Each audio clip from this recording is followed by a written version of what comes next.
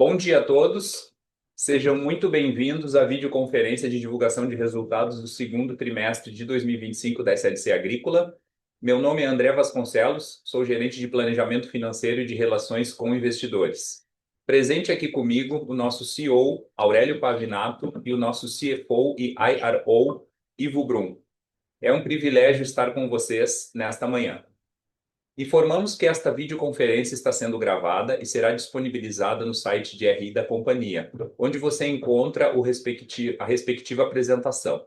Destaco que para quem precisar de tradução simultânea, temos essa ferramenta disponível no Zoom, no ícone do globo, com a descrição Interpretation, localizado no centro inferior da tela.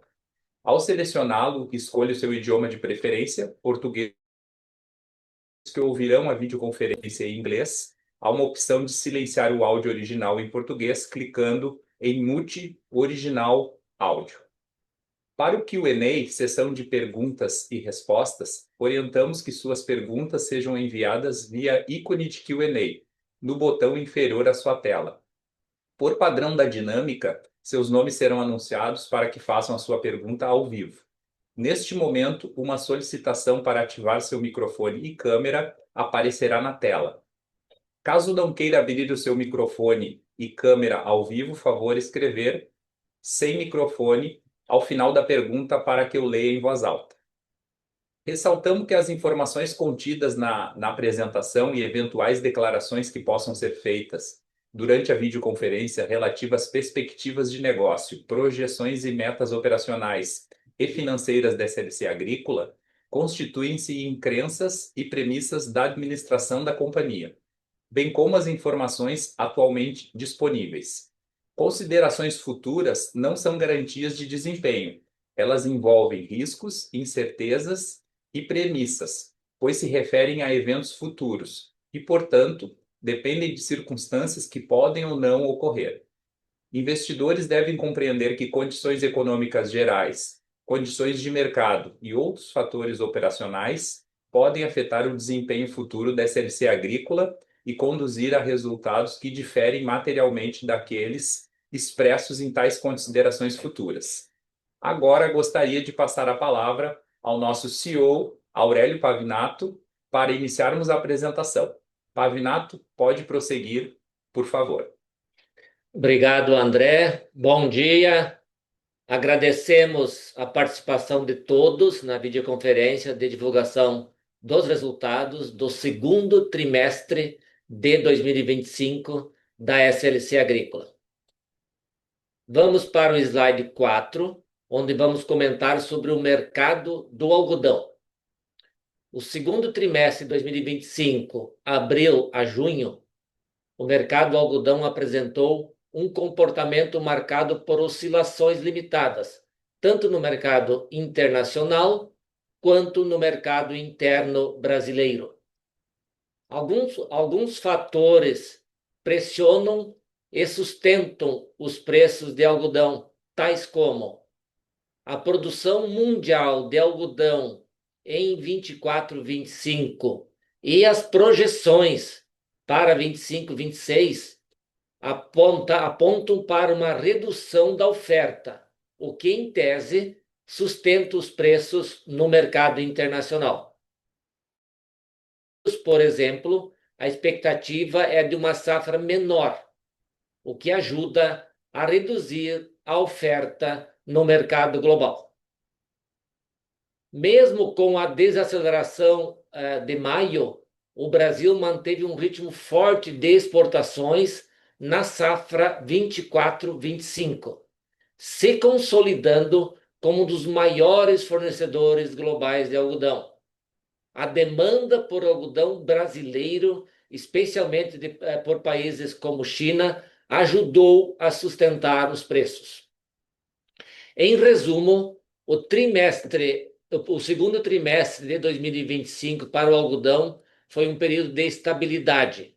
O mercado físico refletiu a cautela dos produtores e a falta de uma demanda robusta por parte da indústria, enquanto os agentes se voltaram para o planejamento de longo prazo, de olho nos contratos futuros e nas expectativas para a próxima safra. Vamos para o slide 5 para falarmos sobre a soja. Nesse trimestre, o preço da soja apresentou uma trajetória de estabilidade no mercado interno brasileiro, pois, apesar das oscilações nas cotações internacionais, os prêmios oscilaram de forma positiva, compensando a queda em Chicago. Alguns fatores que influenciaram os preços. No Brasil, a safra 24-25 foi robusta com produção recorde, colocou um grande volume de grão no mercado. Essa oferta massiva gerou pressão sobre os preços. O avanço da safra nos Estados Unidos e o clima favorável nas principais regiões produtoras gerou expectativas de aumento da oferta global, o que pressionou ainda mais as cotações na Bolsa de Chicago, impactando diretamente os preços de referência para o Brasil. A nível mundial, o balanço entre oferta e demanda, safra 25-26, apresenta uma projeção, segundo o USDA, de uma produção superior ao consumo em apenas 1,3 milhões de toneladas, sendo este o menor saldo positivo dos últimos 4 anos. A demanda por derivados da soja permaneceu firme, especialmente para o suporte de esmagamento e produção de biodiesel. Isso também deu suporte aos preços. O volume de exportações brasileiras se manteve elevado, com a China sendo o principal destino, demonstrando que, embora os preços tenham caído, a competitividade e a demanda pelo produto brasileiro continuaram fortes. A soja brasileira continua sendo um pilar fundamental da segurança alimentar mundial. Vamos agora para o slide 6 para falarmos sobre o milho. O preço do milho no segundo trimestre de 25 demonstrou um cenário de pressão de baixa no mercado. Essa dinâmica foi influenciada por uma combinação de fatores. A colheita da segunda safra de milho no Brasil foi um dos principais fatores que pressionaram os preços. As chuvas em abril e maio favoreceram o desenvolvimento da safra, o que elevou as projeções de produtividade. Esse aumento de oferta gerou um excedente de grão no mercado, com a colheita avançando e os preços cedendo em diversas regiões do país. Paralelamente, nos Estados Unidos, a área plantada e as condições climáticas favoráveis para a safra 25-26 contribuíram para um cenário de maior oferta global. Essa expectativa de uma colheita recorde nos Estados Unidos impactou as cotações internacionais e as negociações na Bolsa de Chicago, refletindo diretamente no Brasil. A produção global de milho está projetada para atingir cerca de 1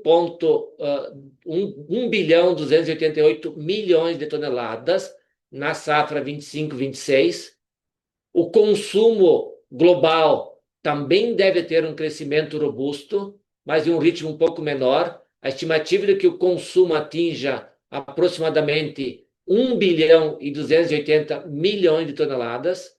Esse aumento é puxado principalmente pela crescente demanda por ração animal, especialmente em países asiáticos, como a China, e pelo uso do grão na produção de biocombustíveis. Vamos para o slide 8, por favor, para falarmos sobre o nosso desempenho operacional na safra 24-25. A safra de soja foi totalmente colhida, atingimos 3.960 quilos por hectare, ou seja, 66 sacas por hectare, 21% superior ao ano anterior. praticamente estável em relação ao nosso orçamento e 11% superior à média brasileira. O algodão já está com 51% colhido e o nosso forecast é atingir uma média geral de 1.986 quilos por hectare de pluma, em linha com o nosso projeto, 3,3% superior à safra passada e 5,1% acima. O milho, segundo a safra, já foi colhido praticamente 90%, e a nossa produtividade por hectare projetada está em nível recorde histórico. Nossa estimativa atual é de obtermos 8.274 quilos por hectare, 9,7% superior ao projeto inicial, 16,7% superior à safra anterior e 35,6% superior à média nacional. Vamos para o slide 9, onde demonstramos a nossa posição de hedge atual para a safra 24-25.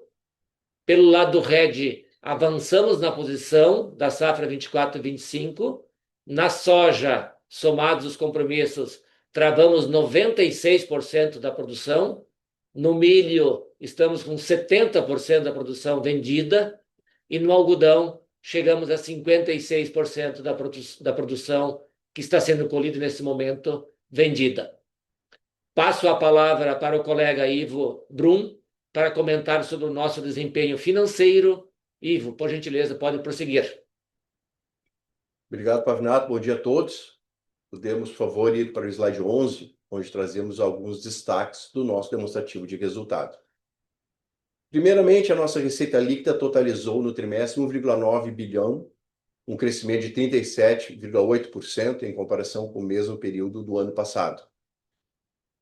Esse resultado demonstra o maior volume faturado de soja e milho, reflexo da maior produtividade obtida e o aumento dos preços faturados no período.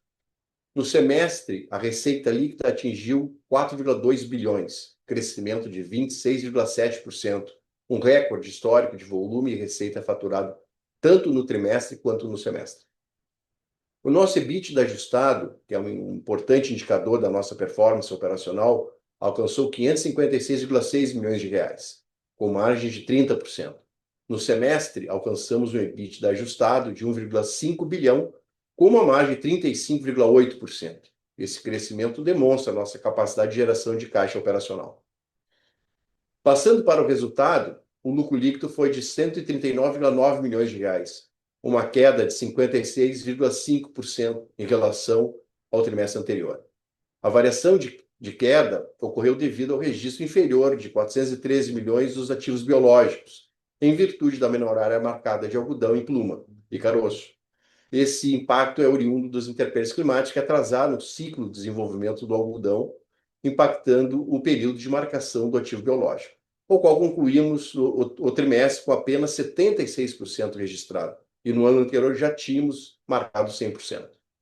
Para o semestre, o lucro líquido atingiu 650,6 milhões de reais, uma evolução de 18,2% frente ao mesmo período do ano anterior.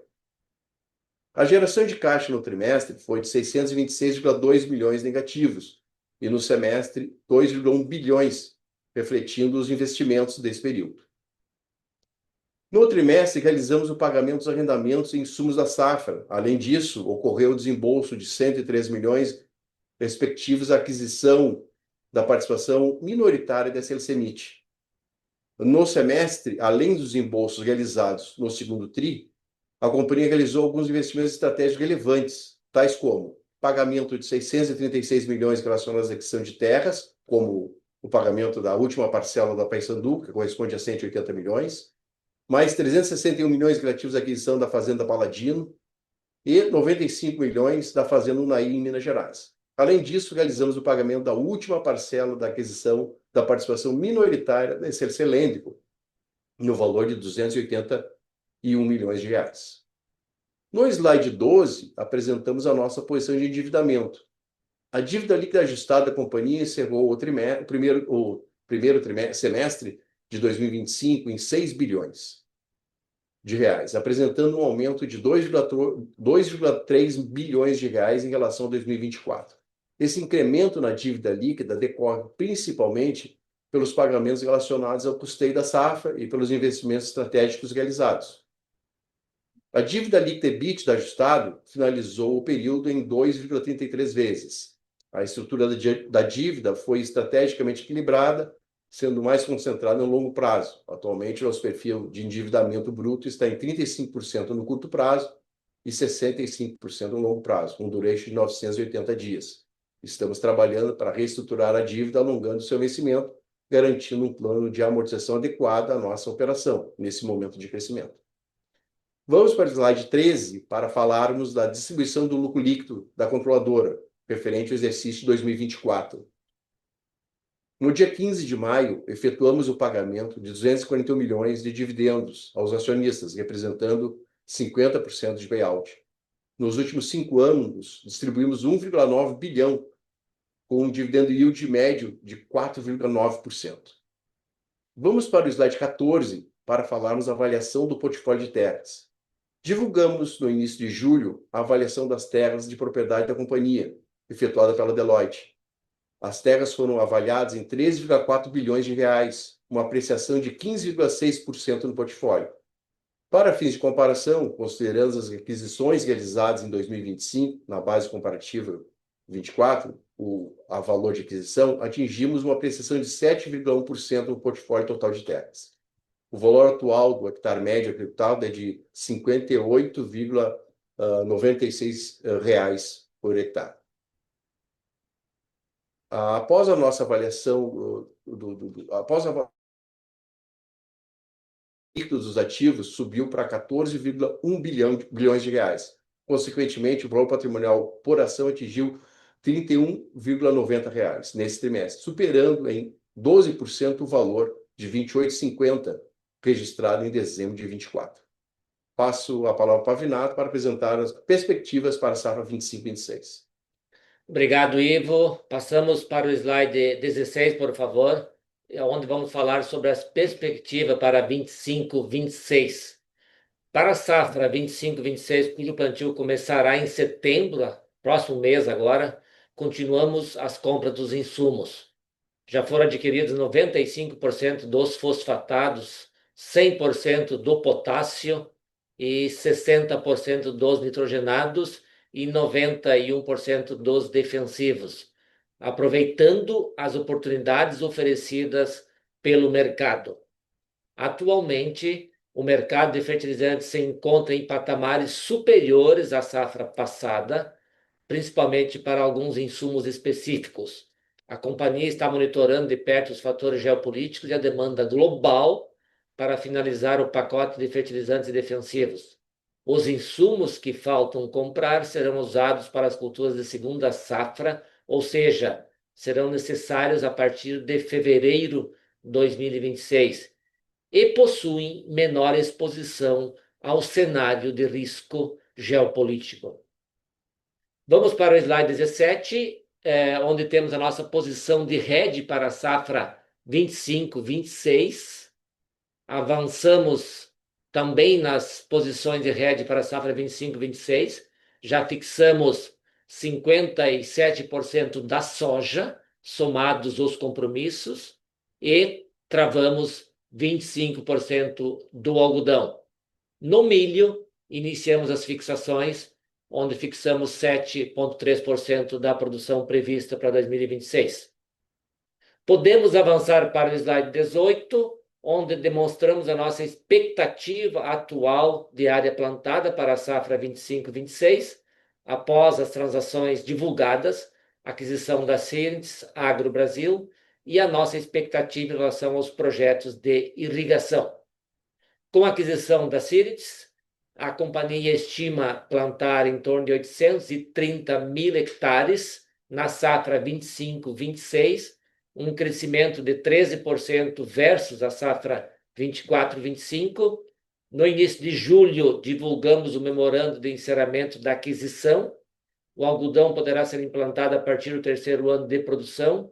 Ainda em julho, divulgamos a celebração de contrato de compra e venda de cotas e outras avanças para a Terros SA, ou seja, vendemos por 194 milhões a operação no Piauí, por razões estratégicas. Agora, vamos ir para o slide 19, por favor, para falarmos sobre o nosso irrigação. No dia 9 de julho, apresentamos a nossa expectativa de crescimento da área irrigada para a safra 25-26 por fazenda. A irrigação visa contribuir na mitigação de riscos climáticos e maximizar o uso da terra com a produção de segunda safra. Além disso, aumento de produtividade e estabilidade de produtividade com sustentabilidade. A Bahia e o estado de Goiás possuem um enorme e comprovado potencial de irrigação, sendo líderes nacionais na expansão da agricultura irrigada. A utilização de sistemas de irrigação nesses estados tem permitido uma revolução na produtividade, garantindo safras mais seguras e até mesmo viabilizando 2 safras em um mesmo ano. Na safra 25-26, prevemos instalar a estrutura de irrigação em mais 3,3 mil hectares. Atualmente, a nossa área irrigada é de 16 mil hectares. A nossa intenção é atingir, nos próximos anos, 53 mil hectares irrigados no portfólio. Obrigado. E agora abriremos para a sessão de perguntas e respostas. Eu devolvo a palavra ao André. Obrigado, Pavinato. Agora daremos início ao Q&A. Pedimos, por gentileza, que façam suas perguntas por escrito, de uma vez só, aguardando a resposta da companhia. Lembrando, para fazer perguntas, solicitamos que sejam enviadas via ícone de Q&A no botão inferior à sua tela. Por padrão da dinâmica, seus nomes serão anunciados para que façam a pergunta ao vivo. Neste momento, uma solicitação de ativar o microfone e câmera aparecerá na tela. Caso não queira abrir o microfone ou câmera, ao vivo, favor escrever sem microfone, câmera, ao final da pergunta para que eu leia em voz alta.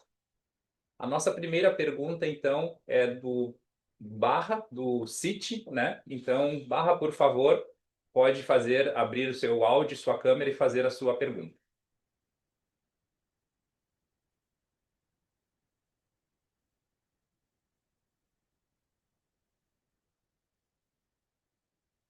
Olá, pessoal, consegue me ouvir?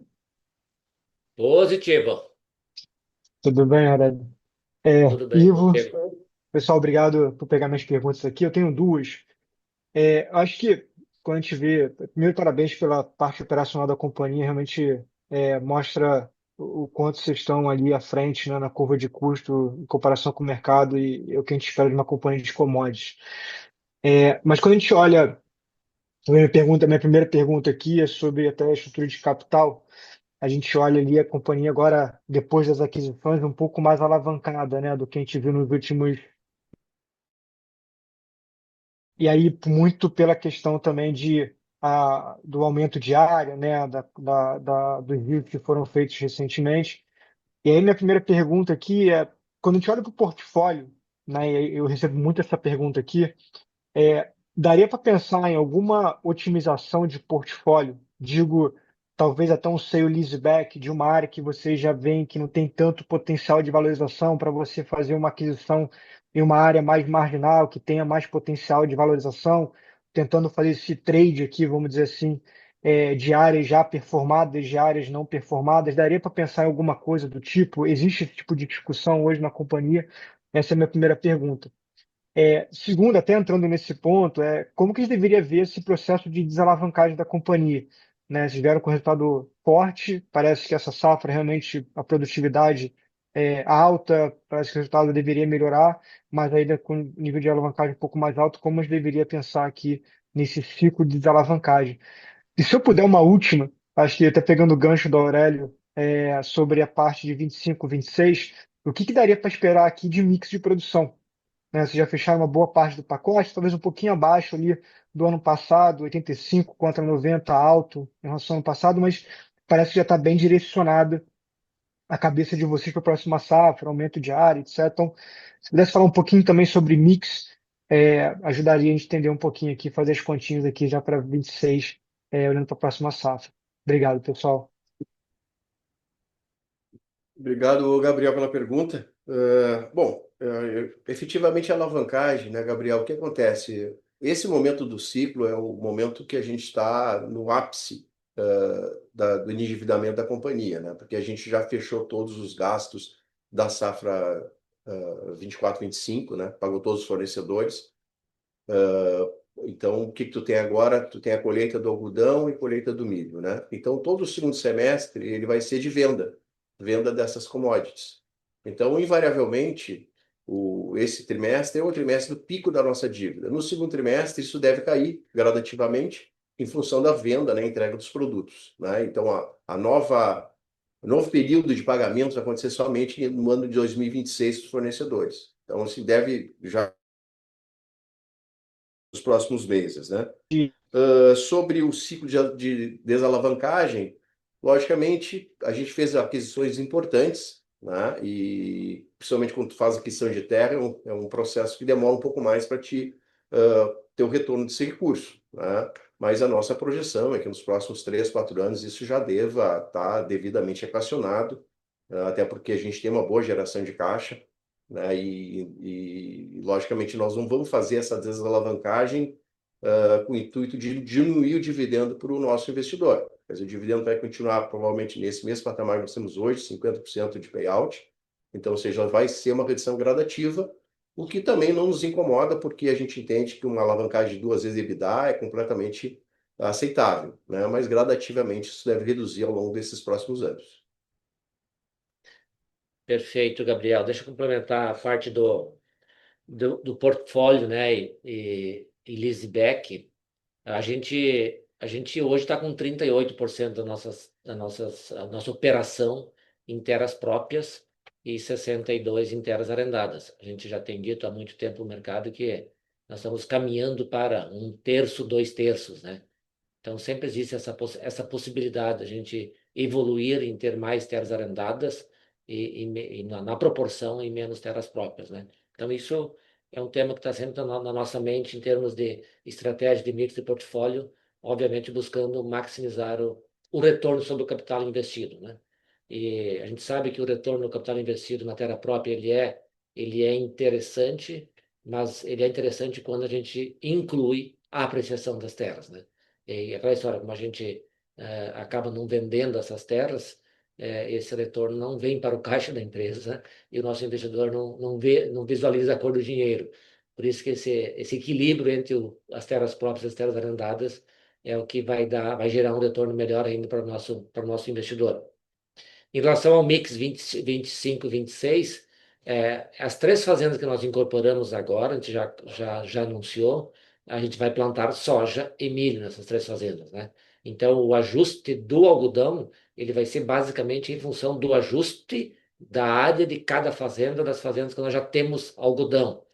E nós estamos, neste momento, na safra atual, já construindo uma nova algodoeira lá no Piauí, numa fazenda do Piauí, a fazenda Parnaguá.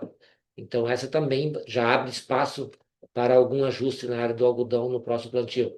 Então, a gente vai, em outubro, provavelmente divulgar a nossa área plantada de cada cultura, mas a lógica é esse grande crescimento da síntese, este crescimento é em cima de soja e milho, né? E aí, o algodão ele vai ter ajustes, obviamente, em função da rentabilidade e a margem de contribuição em cada uma das fazendas que a gente já opera com algodão atualmente. super claro. Do nosso negócio de sementes, né? E semente de soja, semente de algodão, nós estamos crescendo, então não dá para esquecer que nós temos um outro negócio dentro da empresa, que é o negócio de sementes, que é um negócio que está crescendo, e estamos indo bem, estamos vendendo bem a semente nesse ano, e também o negócio de pecuária, nós estamos crescendo também nosso volume de cabeça de gado, compra e venda, então são os outros 2 produtos que nós temos na empresa, além dos 3 produtos tradicionais, que é a soja, milho e algodão. Ótimos pontos.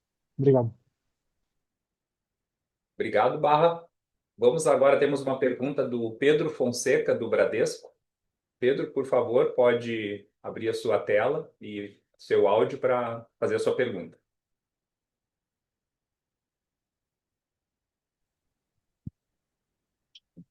Bom dia, pessoal.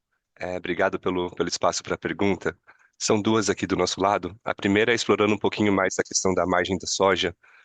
Quando a gente olha o custo unitário no acumulado do ano, ele está em linha com o guidance, mas na comparação com o primeiro TRI tem uma piora no segundo TRI. Então, queria entender se tem algum fator sazonal relevante aqui, talvez mix de fazenda que possa ter influenciado, ou se tem alguma outra coisa impactando o segundo TRI, e aí como a gente poderia pensar nessa evolução para o segundo semestre. E a segunda pergunta é mais relacionada à estratégia de hedge da companhia. Chama um pouco a atenção, né, o nível de hedge em 56% com com o preço de tela atual que ainda segue pressionado. Então seriam dois pontos aqui, né, como essa curva de hedge se compara com níveis históricos, né, para saber se vocês estão mais ou menos protegidos que o usual e como pensar em timing ou trigger para acelerar esse hedge. Obrigado. Bom, Pedro, foi uma boa pergunta. Essa aí até casualmente eu tinha pesquisado esse assunto hoje pela manhã, tá? É que efetivamente o primeiro trimestre é marcado pela venda da produção de soja do Mato Grosso, né? Do Centro-Oeste, né? Então, como é uma área que a gente tem uma grande configuração de segunda safra, o custo fixo é muito diluído.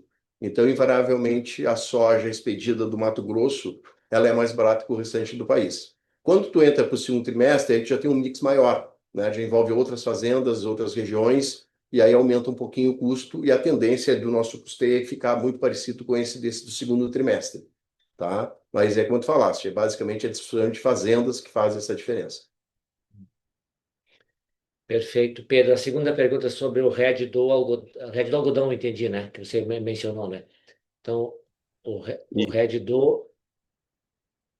hedge do algodão. Perfeito, o RED do algodão, né? O RED do algodão, nós estamos em linha com o histórico, Pedro. O, o algodão, ele tem mudado bastante a dinâmica de comercialização, né? Há 10, 15 anos atrás, quem produzia algodão no mundo eram os países do hemisfério norte. E aí tinha a safra de algodão ao longo do segundo semestre, e depois tinha. Agora, o Brasil virou um produtor de algodão importante no mundo. E o Brasil tem um benefício para o cliente, que o Brasil oferece algodão 12 meses por ano. Oferta algodão 12 meses por ano. Então o mercado mundial de algodão, hoje ele não tem aquela necessidade de se estocar pensando na entre-safra. Então, essa é uma mudança de dinâmica de mercado que aconteceu.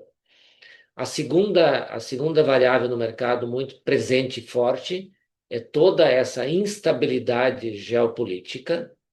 Ela gera uma insegurança do PIB nos países consumidores de roupas de algodão, Europa e Estados Unidos, e aí gera uma insegurança de toda a cadeia em se estocar, pensando na demanda, na insegurança que ele tem de demanda.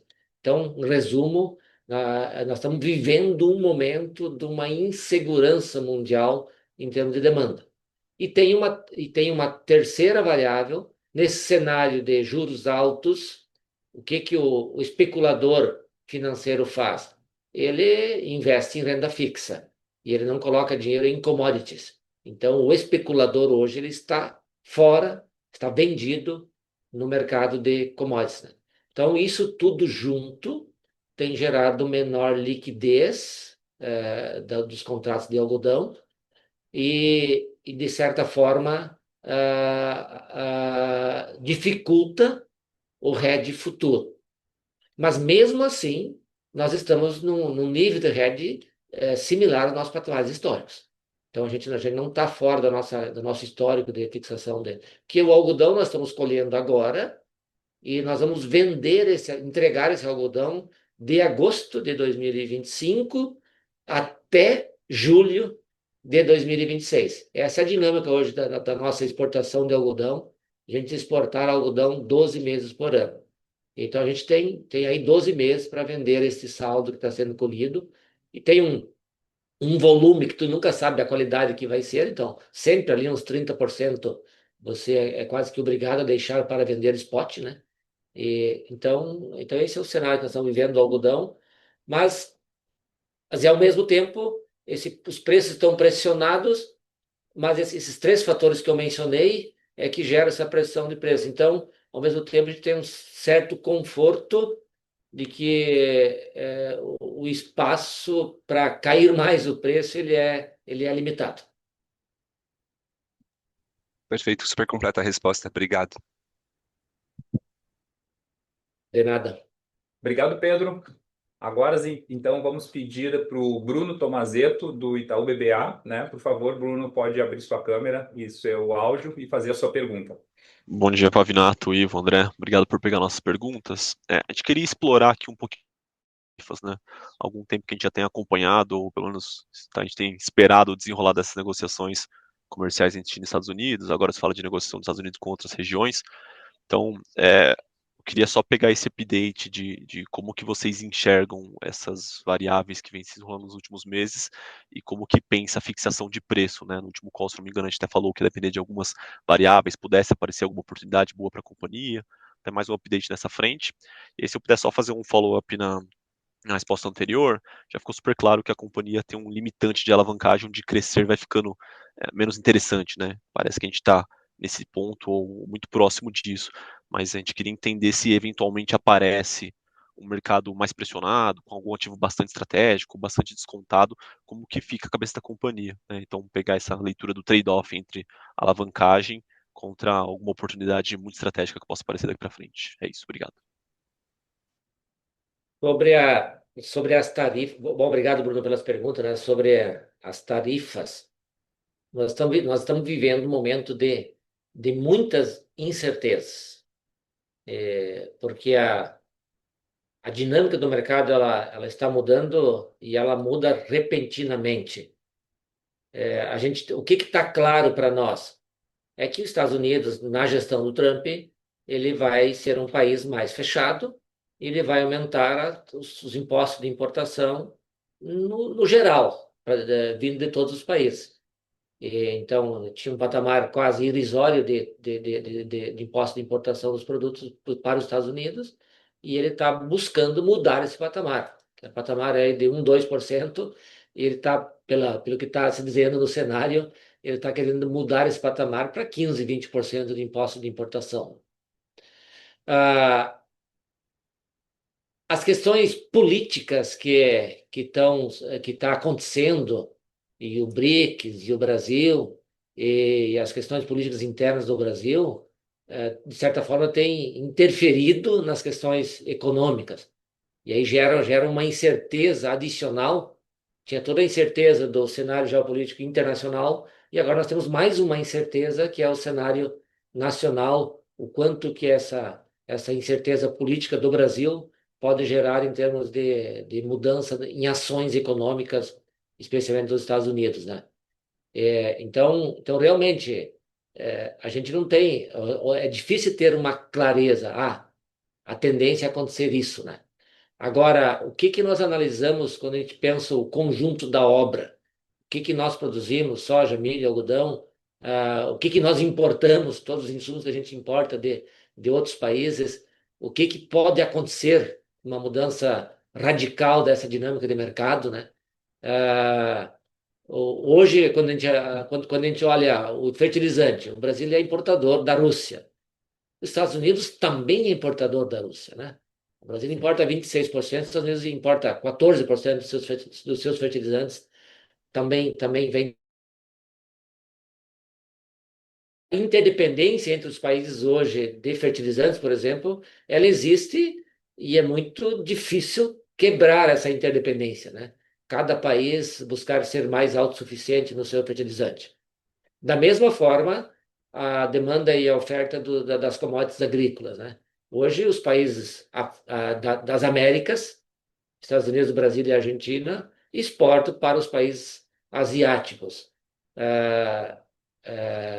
os países asiáticos dependem dessas importações do Brasil, dos Estados Unidos e da Argentina para se autoabastecer. Quer dizer, alguma ação mais forte vai limitar esse trader. A China, os Estados Unidos vai chegar num acordo com a China e isso vai obrigar, ou a China vai concordar em importar mais dos Estados Unidos e menos do Brasil, pode até acontecer. Mas aí abre outros mercados para o Brasil. Porque quando a gente olha volume de soja, de milho, de algodão no mundo, o volume de produzido está aí para atender uma demanda que também está aí. Então, se o Brasil vai vender menos para a China, o Brasil vai vender mais para outro país.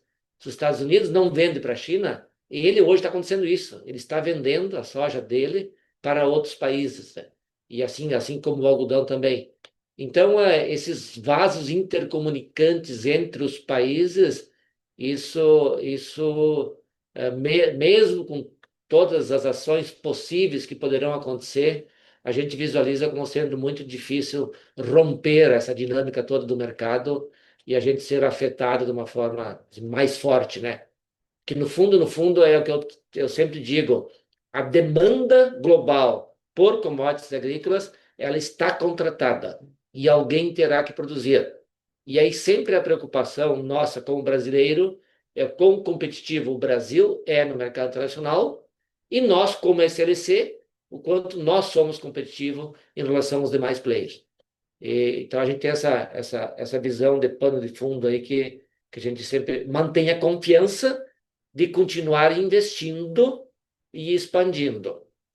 A alavancagem, a gente aproveitou esse momento de oportunidades no mercado brasileiro e mercado internacional, em função da queda dos preços das commodities.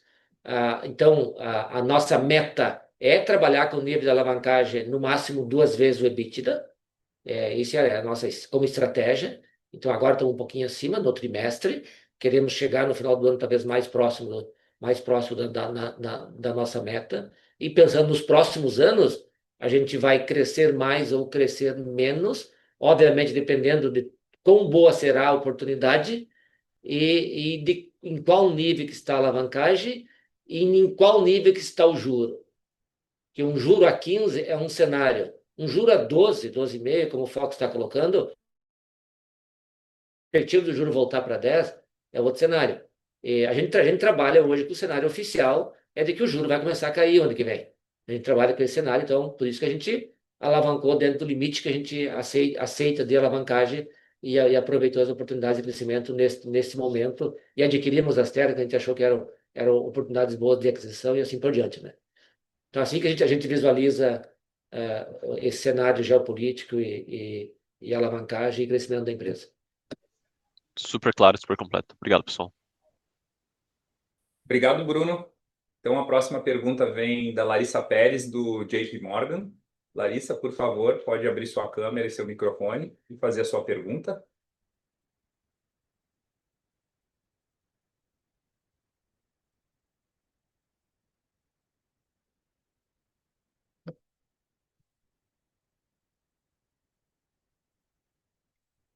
Larissa? Oi, pessoal. Perdão, desculpa pela demora. Pavinato, Ivo, André, Ali, obrigada por pegarem as nossas perguntas. Acho que aqui do nosso lado a gente tem duas rápidas, uma para o Ivo e uma para o Pavinato. Ivo, ali no começo do call, você comentou sobre esse trabalho mais focado de liability management que vocês estão fazendo nesse momento de alavancagem mais alta, enfim, geração de caixa onerada pelo CAPEX mais alto. Eu queria entender contigo, você pode dar mais um pouco de detalhes sobre o que a gente deveria esperar desses esforços de liability management? E estaria para a gente falar um pouco, talvez até em upside de geração de caixa, com uma eventual redução de despesa financeira, talvez para a safra que vem. Seria o meu primeiro ponto. E a nossa segunda pergunta vai para o Pavinato. Eu acho que ficou super claro no começo da apresentação, quando vocês falaram que os insumos que faltam vocês comprarem vão ser usados principalmente ali na segunda safra. E se eu me lembro bem, o que mais falta são os nitrogenados, né? Que vocês estão só com 60% comprado. E eu queria entender o que vocês estão esperando para avançar na compra aqui, o que seria um patamar de preço adequado que poderia ser trigger daqui para frente, talvez case um pouco com essa última pergunta das tarifas, mas enfim, é só para entender o que está acontecendo com os nitrogenados especificamente. Obrigada, pessoal.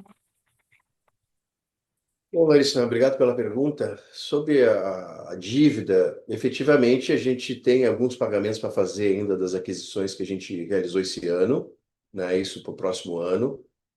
Mas tem todo o segundo semestre que nós vamos vender a soja, somente o milho e o algodão colhido, então nós não temos grandes embolsos com os fornecedores nos próximos 6 meses. Para o ano que vem, essa redução de juros ela vai se dar muito gradativa, né? Até porque nós temos pagamentos importantes no ano que vem ainda referentes às aquisições, né? Então, assim, se a taxa de juros reduzir, logicamente isso é um impacto direto na redução da despesa financeira. Se não houver redução de juros, a taxa de juros, a gente deve ter uma redução gradativa, né? Como te comentei, assim, como o Pavinato falou, 2 vezes EBITDA é um patamar que é estabelecido pelo nosso conselho como sendo saudável, mais que isso a gente tem a recomendação de ser muito seletivo em qualquer investimento, mas a gente deve reduzir isso gradativamente nos próximos anos, uma coisa do dia para a noite. Obviamente surgiu uma oportunidade, como foi comentado antes, sem Leaseback, a gente está sempre analisando e sempre disposto, mas isso não é um fator determinante para a gente trabalhar como sendo o grande resolvedor dessa questão. A questão é, nós temos geração de caixa operacional positiva, né, invariavelmente, e isso nos dá sustentação para frente. Agora, a redução dos juros efetivamente vai depender muito do nosso investimento. A gente tem um plano de investimento ainda bem razoável, até porque a gente anunciou que tem um plano de investir em irrigação e a gente não abriu mão de fazer esse plano ainda. Logicamente, vamos buscar funding mais adequado, finames que possam nos suportar nessa manutenção desse plano de crescimento em irrigação.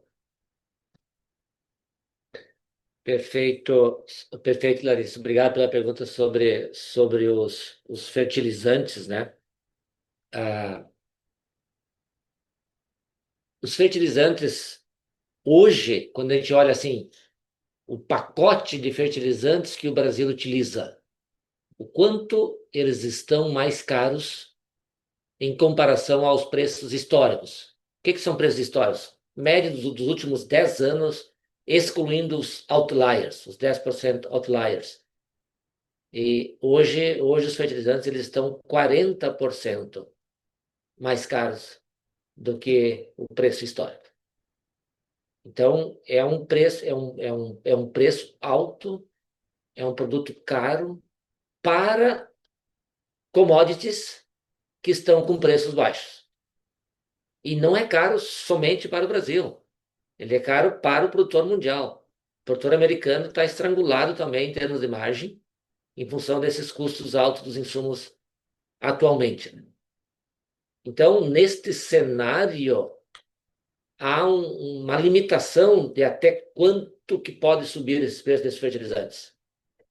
Então, obviamente que a incerteza, a guerra, gerou essa volatilidade, essa disparada dos preços momentaneamente, né?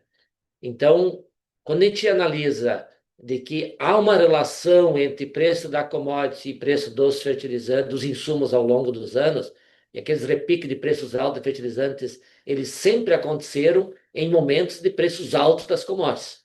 Aí é uma questão de oferta e demanda e oportunidade do mercado em ganhar com preços melhores.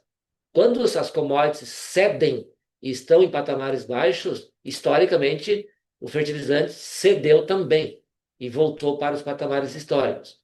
Então, hoje nós estamos vivendo essa incerteza geopolítica e que gerou esse repique no preço do fertilizante. Então, a tua pergunta, a nossa visão, em algum momento, ali na frente, vai se ajustar o preço do fertilizante para o patamar mais próximo do histórico, né?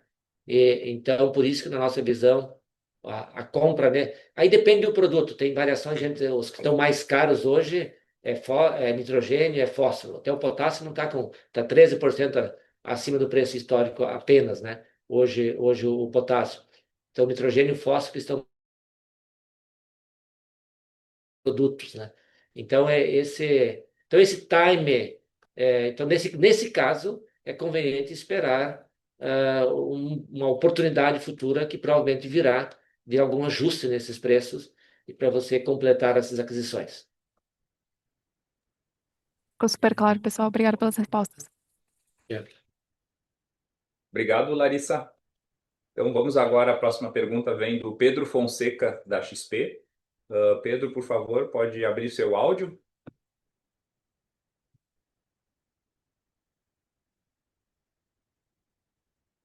Oi, pessoal. Bom dia. Obrigado por pegar a minha pergunta. Eu queria explorar um pouco mais essa questão de custo, né? E aí eu peço até desculpa se já comentaram isso.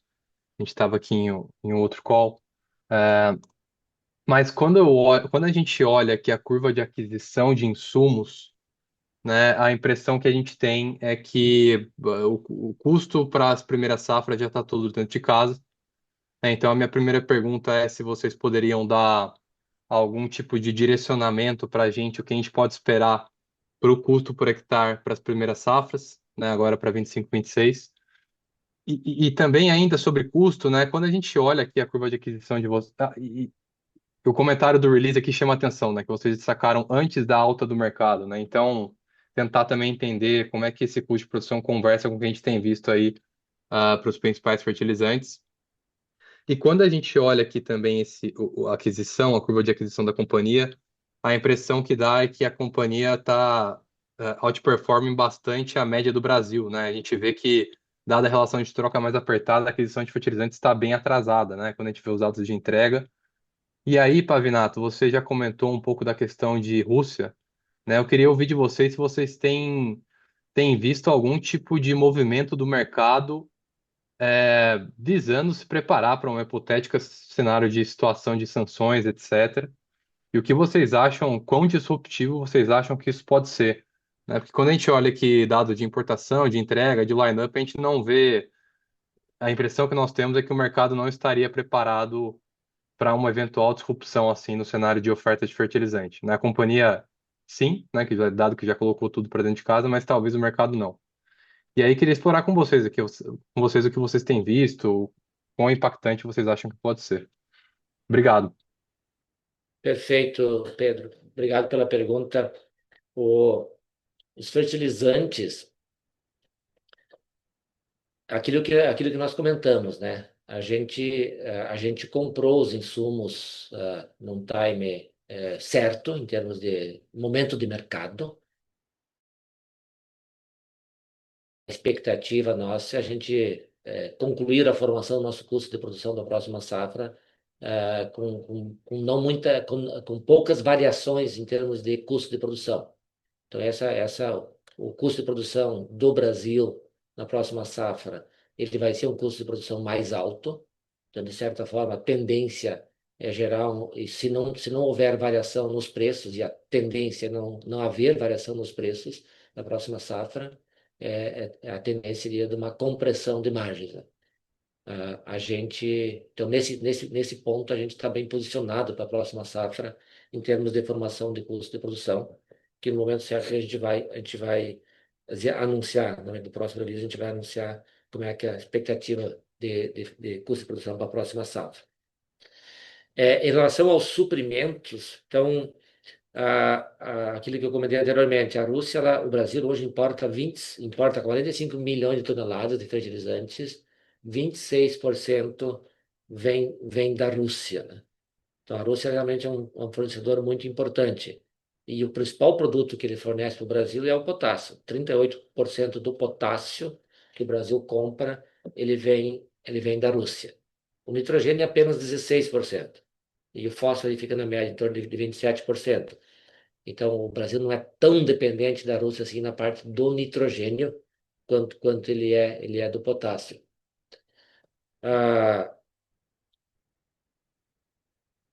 Uma disrupção nessa cadeia provoca uma revolução no mercado, né? Quem que vai abastecer quem, da onde, e vai ser possível produzir os produtos que é necessário serem produzidos. Por isso que, conforme eu comentei anteriormente, uma disrupção mais agressiva é uma revolução que vai acontecer no mundo em termos de cadeia de produção de alimentos. Por isso que, na nossa visão, a gente não está acreditando que possa acontecer uma disrupção nessa cadeia. Mesmo e, claro, as agências multilaterais, elas têm essa obrigação de manter as necessidades básicas da população sendo atendidas durante a pandemia e durante a guerra, quando começou a guerra na Ucrânia e todo o embargo que foi feito contra a Rússia, a exportação de fertilizantes não foi proibida ou limitada, justamente porque é uma necessidade básica da demanda de produção de alimentos mundial. Então, obviamente que hoje as agências multilaterais elas estão sem força nenhuma. A estratégia do Trump tem sido de anular essas agências, mas até então elas exerceram papéis importantes de manter esse fluxo para atender as necessidades básicas das populações. E o fertilizante, hoje, é para atender a produção de todos os países que produzem e que importam fertilizantes. E aí inclui o Brasil, mas inclui o próprio Estados Unidos. 14% do fertilizante dos Estados Unidos vem da Rússia, que consome mais que o Brasil fertilizantes. O Brasil consome 45, 46 milhões de toneladas, os Estados Unidos consomem 51 milhões de toneladas de fertilizantes.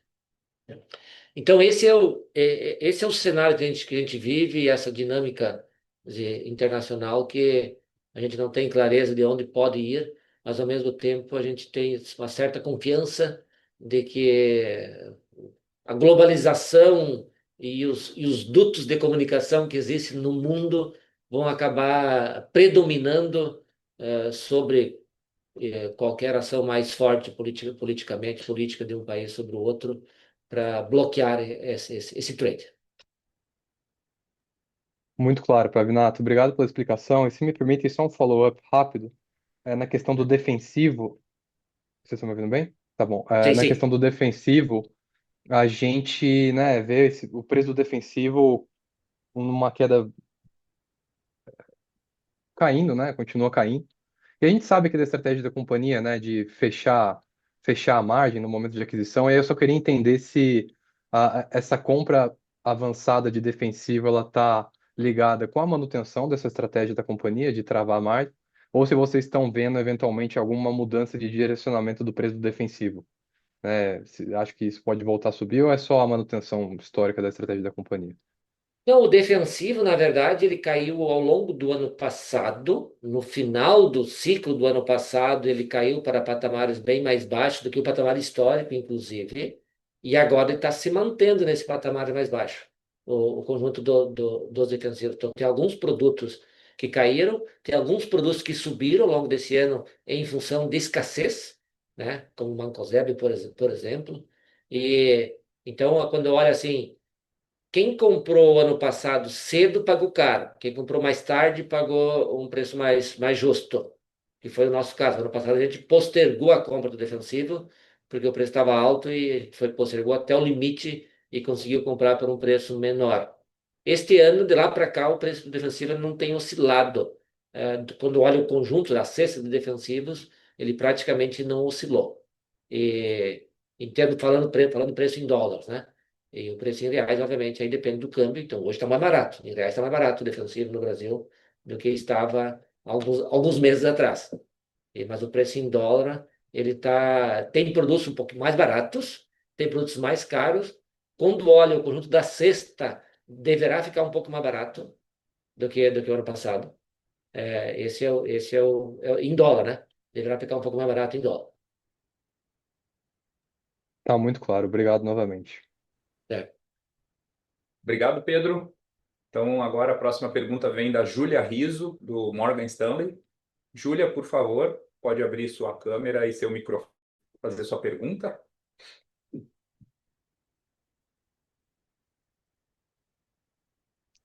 Oi, gente, tudo bem? Bom dia, obrigada por pegar minha pergunta. É bem rápido, um follow-up aqui no resultado realizado de soja. Eu não sei se eu tô sabendo interpretar direito a tabela, mas quando eu vejo aquele resultado por cultura, o preço realizado do primeiro semestre até agora, ele fica relativamente baixo, perto do esperado, usando os dados que a gente tem de câmbio e de hedge. Acho que dá R$ 112 a saca, quanto se você pensar no 11 dólares, câmbio acima de 6 seria um resultado que a gente esperaria por saca significativamente mais alto. Eu estou fazendo alguma conta errada? O basis aumentou demais? A gente tem que considerar um novo patamar? O que a gente espera para o resto, né? Que uma grande parte da soja já foi vendida, mas ainda tem alguma parte para vir, né? Júlia, basicamente, obrigado pela pergunta. Basicamente, quando a gente apresenta o RED ali, é um preço médio, né? E aeroporto, né? E é no Porto, né? Então logicamente tem o base, que é um fator que não está claro aí para ti, mas sempre vai ser um médio, né? Então tu tem no primeiro semestre uma venda que aconteceu provavelmente há 8 meses atrás, né? Do primeiro semestre, nós estamos falando lá em meados de 2024, com aqueles preços e aquele câmbio, né? O câmbio disparou muito no final do ano, então no final do ano a gente acelerou na segundo, terceiro, quarto trimestre de 2024, o câmbio deu uma acelerada boa, tá? A gente vendeu bastante câmbio naquele período, Pro algodão. para algodão principalmente, e para a soja foi menos, né? Nós tivemos muitos pagamentos de fornecedores, depois ali em janeiro e fevereiro, que pegaram um câmbio um pouco mais alto, e aí a gente vai distribuindo esse câmbio ao longo do ano. Então, aquela informação que a gente dá é médio, né? Então, se tu está fazendo o cálculo, está chegando que o primeiro semestre está abaixo da média, então a tendência é que no segundo semestre tem um aumento dessa média, tá? Mas sempre vai ser um cálculo médio. Então, tu vai Não, ter que dar talvez a pergunta melhor seja o preço fazenda, a diferença do preço fazenda para o preço médio do nosso hedge. O que a gente deveria considerar, talvez, ou em sacas Depende do em câmbio, reais, depende do câmbio, mas é 2,20, 2,40, depende do câmbio, dólar por bushel, que é dólares por bushel, né? todo esse custo. A gente pode passar depois exatamente, todo esse custo logístico entre o preço na fazenda versus o preço lá no porto. E aí outra diferença importante é qual é a região que está embarcando, né? Então, como eu comentei, assim, tu tem muito embarque no primeiro semestre, no primeiro trimestre do Mato Grosso, onde o basis naturalmente é mais caro. E no segundo tri tu já põe uma metade, vamos chamar assim, de embarques, né? Então, isso também faz a diferença, né? Então, tu tem o último trimestre, o segundo semestre geralmente são as regiões mais da Bahia, mais Mato Grosso do Sul, que é onde a gente tem uma posição maior, vai ser mais baixo. Então, tem toda uma distribuição também disso que tem que considerar. Tá bom. Então, só para concluir aqui, os R$ 730 por tonelada, né, que vai dar, acho que, em torno de $100 por tonelada de resultado bruto da soja, ele não seria o esperado, né? Considerando o que falta para vender, ele é acima disso. O a vender? A O entregar? total da safra, né?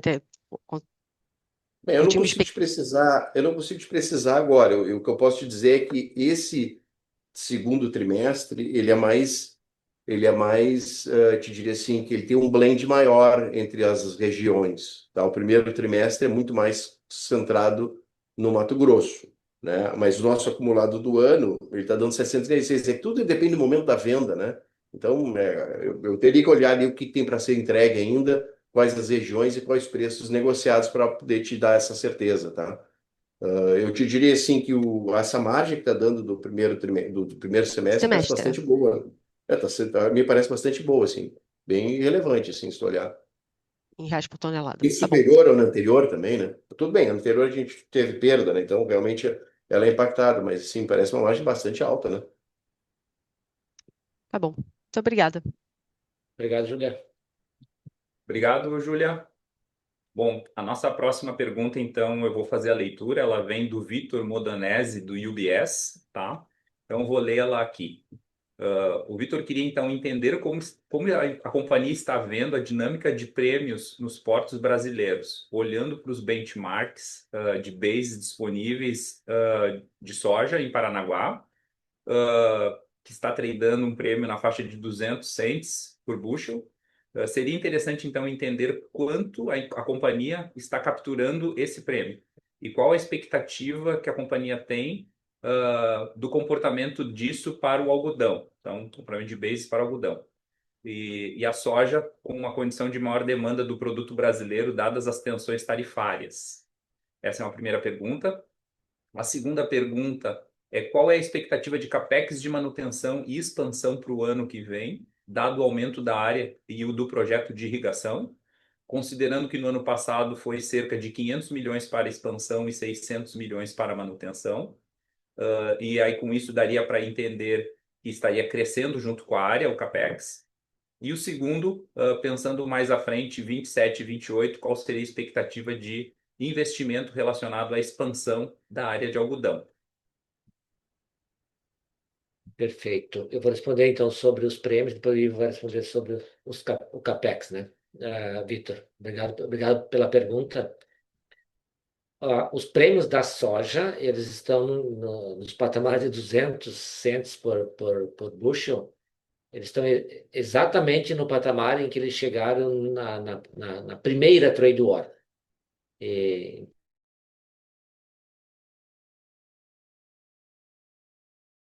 Do comprador comprar soja aqui no Brasil, ao invés de comprarem nos Estados Unidos. E hoje a China, ela se abasteceu do Brasil até agora. A expectativa agora aos próximos meses, que normalmente outubro, novembro, dezembro, a China compra soja dos Estados Unidos. Ela não comprou ainda. Então vamos ver o que vai acontecer nos próximos meses, para ver se a China vai comprar soja dos Estados Unidos ou não. Então a tendência é realmente desse prêmio ficar bem alto nos próximos meses também. Quando a gente pensa em safra nova, safra 26, os prêmios hoje eles estão em patamares históricos, 40 a 70 centavos por bushel, que é o preço da nova safra. Obviamente, não tendo uma evolução em termos de acordo comercial entre China e Estados Unidos, e a China mantendo suas compras de soja do Brasil, a lógica é que a gente vai ter prêmios melhores na próxima safra também. Então, isso deverá ser positivo para nossas exportações. Já o prêmio do algodão, ele está no mercado internacional muito pressionado, patamares lá fora que o cliente lá na Ásia paga para o nosso algodão, para o algodão americano, ele está em patamares bem baixos. Vamos pensar assim, um prêmio histórico lá na Ásia seria um prêmio de 1.000 pontos, ou seja, 10 centavos por libra de algodão, posto o algodão lá. Hoje está na faixa de 700 pontos, o prêmio lá na Ásia. E não só para o algodão brasileiro, ele tem um prêmio menor do que o algodão americano, o algodão australiano. Mas mesmo o algodão americano e australiano está com um prêmio descontado. No caso do algodão, as ações dos Estados Unidos elas são mais rastreáveis e controláveis. Então, os Estados Unidos está com um projeto que é o BACA, que é Buy American Cotton Act. Ou seja, se fabricou a roupa com algodão americano, a taxação vai ser menor. E na importação das roupas de Bangladesh. Esse é um projeto. Isso pode, de certa forma, motivar o cliente a comprar mais algodão dos Estados Unidos do que do Brasil. Felizmente, a safra americana está sendo uma safra menor. Então, eles não vão ter assim, tanto algodão assim para ofertar no mercado. Mas, resumindo, algodão, prêmios pressionados no mercado internacional como um todo. E prêmios no Brasil também. E no Brasil, eu diria assim, mais ainda em função da nossa grande safra. Safra recorde de algodão. Então, a gente oferta algodão 12 meses por ano e a gente, entre aspas, oferta um algodão barato. Esse é o resumo dos prêmios. Bom, sobre o CAPEX, obrigado pelo questionamento. Esse momento é um momento que nós estamos, na verdade, elaborando o nosso budget.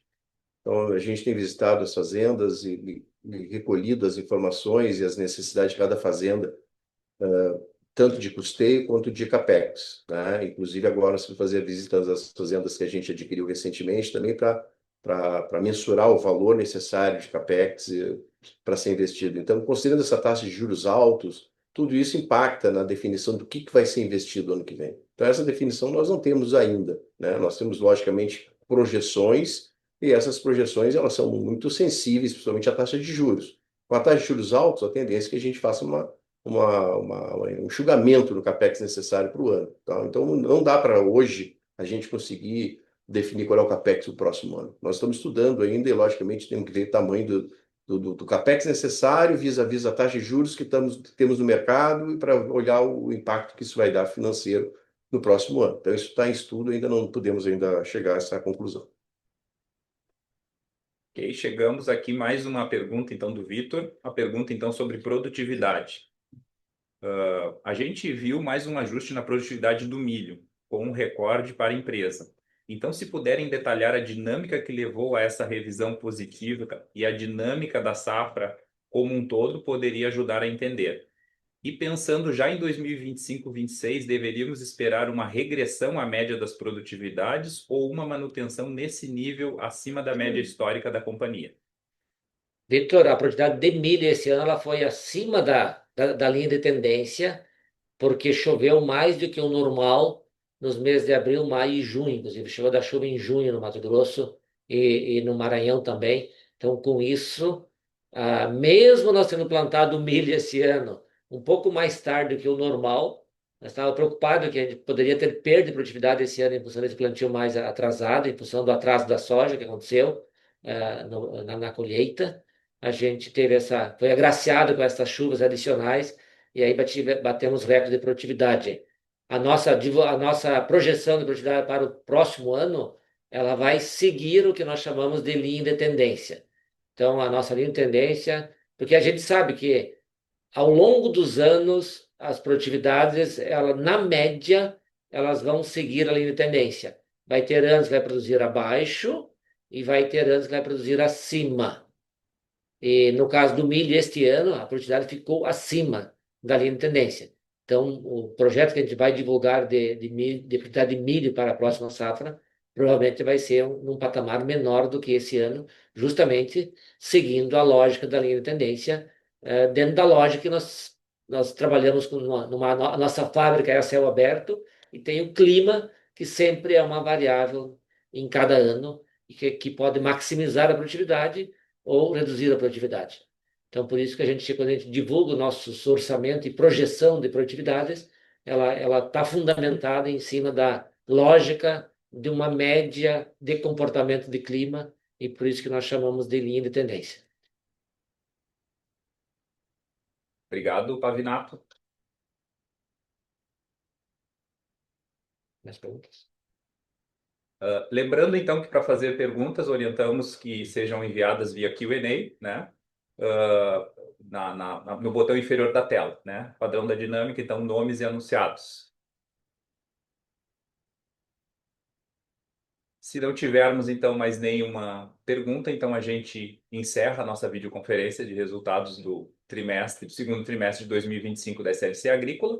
E o Departamento, então, de Relações com Investidores está à disposição para responder às novas perguntas e sanar quaisquer dúvidas. Muito obrigado aos participantes e tenham um bom dia. Obrigado, bom dia. Bom dia.